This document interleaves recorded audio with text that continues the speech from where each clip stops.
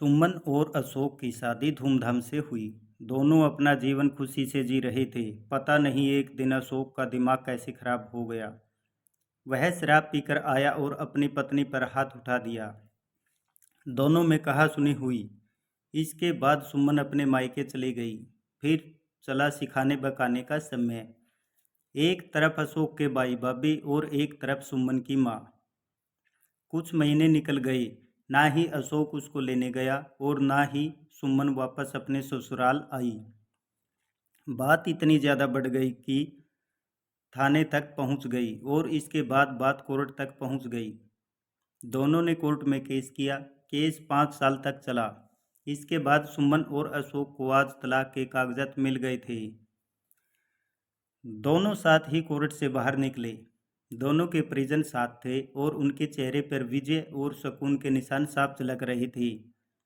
5 साल की लंबी लड़ाई के बाद आज फैसला हो गया था। 11 साल हो गए थे शादी को, मगर साथ में 6 साल ही रह पाए थे। 5 साल तो तलाक की कार्रवाई में लग गई। सुमन के हाथ में दहेज के सामान की लिस्ट थी जो अब अभी अशोक के घर से लेना था, और अशोक के हाथ में गहनों की लिस्ट थी जो सुमन से लेने थे। साथ में कोर्ट का यह आदेश भी था कि अशोक 12 लाख रुपए की राशि सुमन को चुकाएगा। सुमन और अशोक दोनों एक ही टेम्पो में बैठकर अशोक के घर पहुंचे। दहेज में दिए सामान की निशानदेही सुमन को ही करनी थी, इसलिए 5 वर्ष बाद ससुराल जा रही थी। आखिरी बार, बस इसके बाद कभी नहीं जाना था उधर। सभी परिवार अपने अपने घर जा चुके थे। बस 3 प्राणी बचे थे, अशोक, सुमन और सुमन की माता। अशोक अपने घर में अकेला ही रहता था। माँ बाप और भाई दूसरे शहर में रहते थे। सुमन और अशोक का इकलौता बेटा जो अभी 7 वर्ष का है, कोर्ट के फैसले के अनुसार बालिग होने तक वह सुमन के पास ही रहेगा। अशोक महीने में एक बार उससे मिल सकता है। घर में प्रवेश करते ही पुरानी यादें ताज़ा हो गई। कितनी मेहनत से सजाया था इसको सुमन ने। एक एक चीज में उसकी जान बसी थी। बस कुछ उसकी आंखों के सामने बना था। एक एक ईंट से धीरे धीरे बनते घर को पूरा होते देखा था उसने। उसका सपनों का घर था। कितनी मेहनत से अशोक ने उसके सपने को पूरा किया था। अशोक थका हारा सा सोफे पर पसर गया। बोला, ले लो जो कुछ भी चाहिए, मैं तुझे नहीं रोकूंगा। सुमन ने अब गौर से अशोक को देखा। 5 साल में कितना बदल गया है। बाल सफ़ेद होने लग गए हैं, शरीर भी पहले से आधा रह गया है। 5 साल में चेहरे की रौनक गायब हो गई। वह स्टोर रूम की तरफ बढ़ी जहां उसके दहेज का अधिकतर सामान पड़ा था।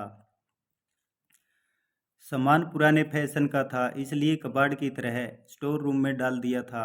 मिला भी कितना था उसको दहेज में, क्योंकि लव मैरिज थी दोनों की।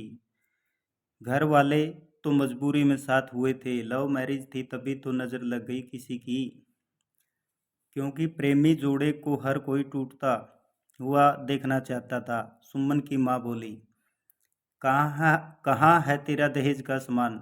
इधर तो नहीं दिखता, कहीं बेच दिया होगा इस शराबी ने। तुम चुप रहो माँ। सुमन को न जाने क्यों अशोक के उसके मुंह पर शराबी कहना अच्छा नहीं लगा। फिर स्टोर रूम में पड़े सामान को एक एक कर लिस्ट में मिलाया गया। बाकी कमरों से भी लिस्ट का सामान उठा लिया गया। सुमन ने सिर्फ अपना सामान लिया, अशोक के सामान को छुआ भी नहीं। फिर सुमन ने अशोक को गहनों से भरा बैग पकड़ा दिया और अशोक ने बैग वापस सुमन को दे दिया। रख लो, मुझे नहीं चाहिए, काम आएंगे तेरे मुसीबत में। गहनों की कीमत 18 लाख से कम नहीं थी। सुमन ने कहा, क्यों? कोर्ट में तो तुम्हारा वकील बार बार गहने गहने चिल्ला रहा था। कोर्ट की बात कोर्ट में ख़त्म हो गई, अशोक ने कहा। सुमन, वहाँ तो मुझे भी दुनिया का सबसे बड़ा जानवर और शराबी साबित किया गया था। यह सुनकर सुमन की माँ ने नाक भी चढ़ाई। नहीं चाहिए, वह 12 लाख भी नहीं चाहिए, क्यों कहकर अशोक सोफे पर बैठ गया। बस यूं ही, सुमन ने मुंह फेर लिया। इतनी बड़ी जिंदगी पड़ी है, कैसे काटोगे? ले जाओ, काम आएंगे। इतना कहकर अशोक ने भी मुंह फेर लिया।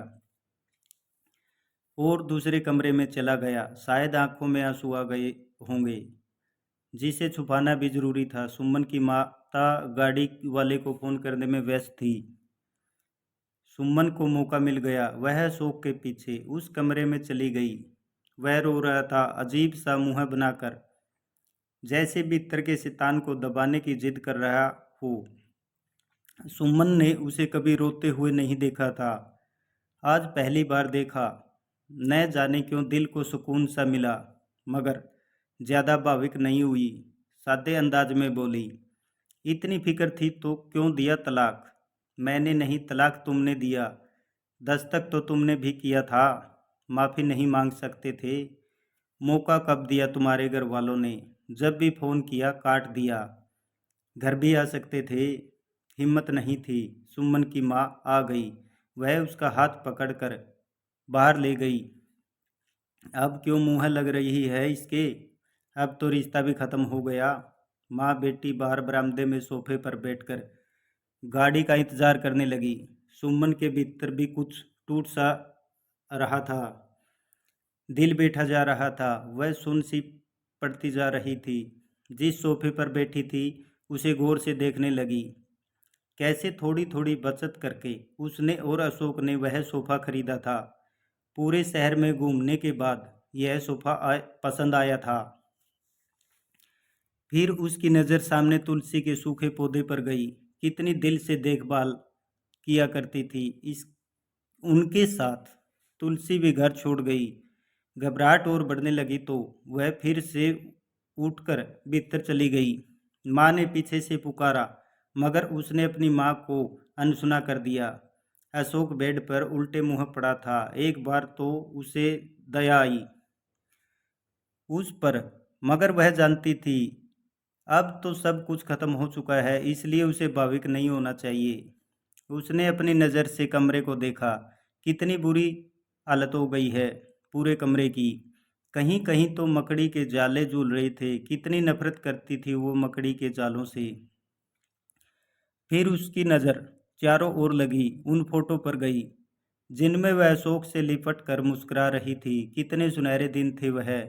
इतने में उसकी माँ आ गई, हाथ पकड़कर फिर से बाहर ले गई। बाहर गाड़ी आ गई थी।